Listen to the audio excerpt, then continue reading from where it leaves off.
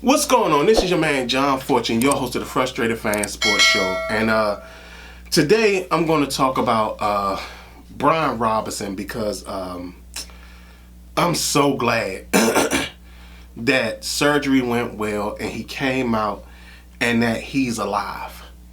When I first heard of the story, the first thing that I thought was, damn, let's hope this doesn't turn out the way that the Sean Taylor situation turned out. And that was one of the things that I think really set up there and hit home a lot of times. But I'm so glad that he's alive and that he came out on the other side of surgery very well, healthy. His family was, happy. He's happy. They say he was talking. You heard Ron and all the other players talk about it and stuff like that. I would have reported on it yesterday, but the other day I'll say, and for me, I wanted to wait.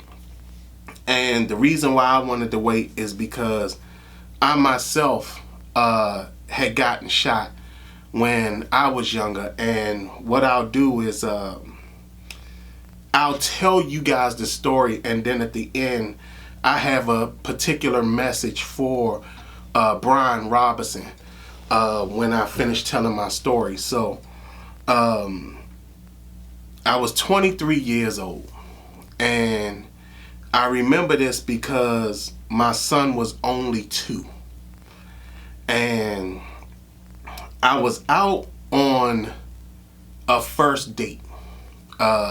This was the first date for me and this other girl because this was our first night out.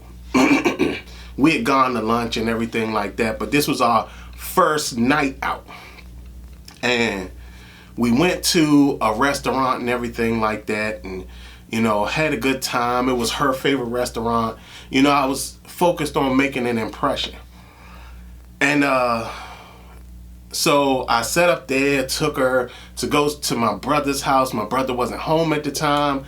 Took her around my neighborhood, and I remember us being in the car, and then I end up getting shot. Tried to drive myself to the hospital. In the process of driving myself to the hospital, I crashed into the back of another car because at that point I passed out. As time went on, the ambulance had gotten there, and what had happened was that the ambulance people, the EMSs, the EMTs, or whatever they are, they were actually going to let me die. They said that there was no way of saving me. And by the grace of God, there happened to be a park police officer that was across the street at the time of when I hit the back of the car. And the park police officer then radioed in to his people and got a chopper in to basically save me and save me from actually dying. The next thing I remember is waking up in the hospital. And I couldn't talk and I couldn't see. And it's so crazy at how so many different machines beep and make noises and stuff like that. And I remember that the only way I could communicate was by squeezing people's fingers and stuff like that. And I remember it was the most horrifying thing in the world because I didn't know what happened to me. And because I couldn't talk, I couldn't ask what happened to me. So I remember having the tube down my throat. I remember having the tube in my side, and that was to help me breathe and everything like that. And I just remember that this part of me was on fire. And it was in such pain and all that. And it was a very tough thing to be in the hospital room and stuff like that.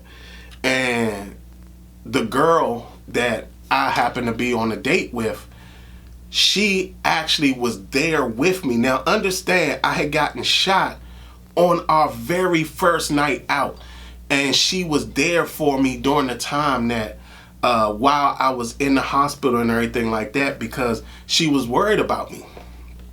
So after some time, I'm not sure how long it was, but they took the plastic thing out my mouth and took the hose out my side, and they rolled me into a room, and I was able to start talking, but I talk more with a whisper. I don't talk like I was talking now, but I was talking more with a whisper. And I remember my mom sitting up there, and my mom was like, "John, can you hear me?" And I was like, "Yeah." And I said, what happened to me? And my mom was like, "You got shot." And I was like, "Shot?" And she was like, "Yeah, you've been in the hospital for 3 weeks now." And it was like the most horrifying thing to ever go through, because even at that time, even after they took the tube out my mouth, I still couldn't see. And as time went on, different family members would come and see me and stuff like that. I recognized their voices and everything. The girl that it happened with, she would come and she would talk to me and stuff like that, and I just couldn't see. And I remember like getting to the point of where I was like angry at God, and I started to get scared and everything like that. And I started to get this feeling of paranoia, like, is somebody going to come and finish me off type of thing. And I remember my aunt coming into the hospital one day, and she read me a story called Chicken Soup for the Soul. And the story, at the end of the story, it talked about how the guy had basically embraced the fact that God had pushed him through and everything like that. And that really resonated for me. And I remember, like, at one point, it got to the point where I was like over being in the hospital bed. And I remember asking the nurse, "Can I sit in the chair?" And for some of us, we don't know how much we appreciate sitting in a chair until you're not sitting in a chair. And I remember finally getting the opportunity to get out of the bed and sit in a chair and just feeling good about it and stuff. And I remember the doctor coming in, and I was like, "Doc, my eyes, I can't see. Is this something that's going to be permanent?" And he was like, "Well, to be honest with you, when you came in, you lost a lot of blood, and your brain basically shuts down to preserve itself, to save itself. So I'm not going to say you're not going to be able to see, but I'm not going to say, I'm not going to say you will be able to see." So I'm going through that and going through those rigors and stuff like that. And finally, they take me to the eye doctor. The eye doctor puts some little drops in my eyes, and my eyes dilate. And next thing you know, after about a couple hours, I was able to see again. And it was the most awesome feeling I could ever feel in the whole world. Then I remember after a while, after about a month, I ended up going back to work. And there's some things that, when you're in your mind and you're by yourself, you start to everything is a paranormal, a paranoia type of thing. And everywhere, like when I would go somewhere, I was always like looking around the corner, watching people, focused on people, staring at people and everything like that.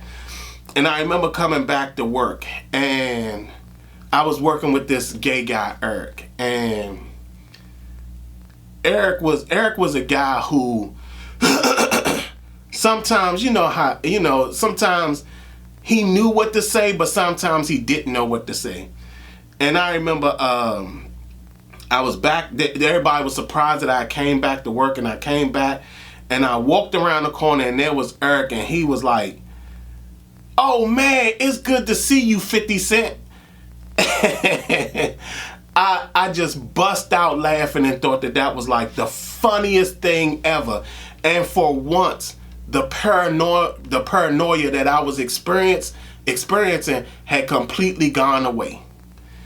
And after that, after I went through that whole ordeal, and I'm on the mend and everything like that, 2 years later, Sean Taylor gets shot. And I'm sitting there in my mind like, oh, well, God was able to get me through, so he's a pro football player. I'm pretty sure he's going to make it. And he didn't. And I remember going back to my doctor, because they have to do this circulatory type test on you after they've done this particular heart style of surgery. And I remember the doctor was like, "I don't know who your God is, but I got a gunshot wound to the chest and a stab wound to the chest, and I couldn't save neither one of them. So you are blessed beyond any level you could imagine." And that for me was when I understood that I stopped thinking about why does God have me here, and started thinking, having the mindset that I appreciate God having me here. And even when it comes to my family and stuff, I couldn't imagine my mom not having 2 of her sons right now. I couldn't imagine my little brother's family not having me here right now, or some of my friends not seeing me, or hey, even y'all who watch the channel not getting a lot of my messages and stuff like that, or enjoying the content that I create. A lot of this could not be here right now. And I just greatly appreciate God bringing me through. Now, my message to Brian Robinson is this. Don't let paranoia get the best of you. Makes you fear things, make you fear everybody, make you walk around scared and nervous and things like that. Don't let that take advantage of you, because once you get that in your mind, sometimes it gets you to the point where you want to be hidden all the time. You don't want to be seen by anybody. You pay attention to everything. You're staring at people and stuff like that. You don't want to live your life like that, because it's a very lonely life. It really is, because you start to question even your family members. You're like, well, okay, what's going on with this person? Why is this person asking me to come over here at this time of night? Or why does this person want to come over my house this time of night? Or what does this person really want? And that's not the best way to live. So don't let the paranoia take advantage of you. Now, what I will say is always stay in safe spaces. It's not to say that DC isn't safe, but there are times where you have to watch your back and have friends that watch your back and things like that. But yeah, it's one of those things where don't walk around feeling like God, why did you leave me here? Just be happy that God is in fact leaving you here and that he has a bigger purpose for you. Because if he didn't have a bigger purpose for you, he would have let you pass away. And trust and believe. Every morning I try my best to wake up, and I thank God for waking me up again. Because understand this, my son was only 2 years old when I got shot. My son is 20 something now. This is going to be the first time I think he's heard this story in this detail. And hopefully, some people who hear this story understand what I'm saying as well. But for Brian Robinson, please don't let paranoia overtake you. Focus on football. Be happy that God blessed you to be able to still play football. And trust and believe. The hardest part is already over. The surgery was the hardest part. It's just getting you back into the mindset that everything will be okay. That's my message to Brian Robinson. I hope, and for anybody else who may have heard this and they're going through a similar situation, I hope this message gets to you as well. But that's my story, and like I said, this week I'll be talking about other things, but that's pretty much what I wanted to do, give you guys my story and why I feel the way that I do about Brian Robinson and why I'm happy that he got through surgery like he did. So other than that, this has been your man John Fortune, and this has been the Frustrated Fan Sports Show.